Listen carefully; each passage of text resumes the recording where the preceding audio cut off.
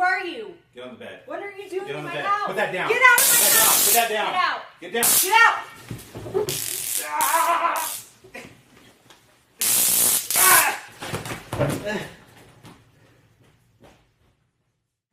Hi, my name is Matt Schneider, the owner of the Forward Movement Training Center. Today, I got the opportunity to experience the striking distance.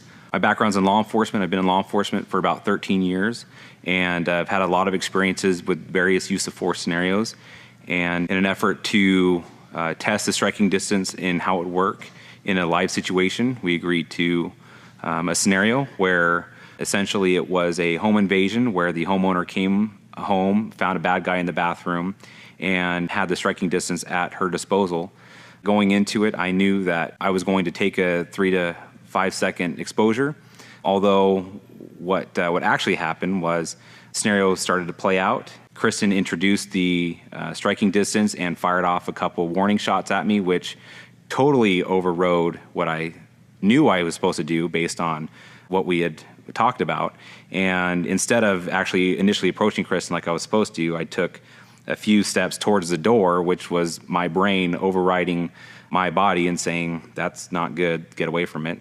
But knowing that the goal was to get the exposure, I readdressed Kristen, actually closed the distance on her and attacked her on the bed, and was exposed with the side probes of the striking distance initially until Kristen was able to create distance based on that exposure, in which time she followed up with probably only about a second and a half, maybe a second and a half of exposure with the front of the striking distance, and that's all I could handle. That literally kind of dropped me to my knees, so I had to get that off of me as quickly as possible. Hi, my name's Kristen. I'm with Forward Movement Training, and I agreed to role play this scenario along with Matt.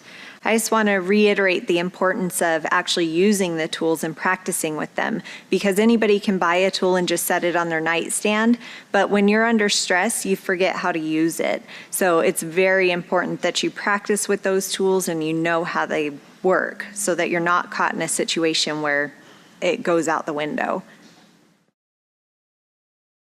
So the reason why I agreed to have this exposure done is because I truly believe in the mission of Damsel in Defense. So when Bethany and Mindy asked if I would take the exposure, I was happy to do so. I don't know that I would readily volunteer for it again, but it's a good product, and the Damsel line is awesome.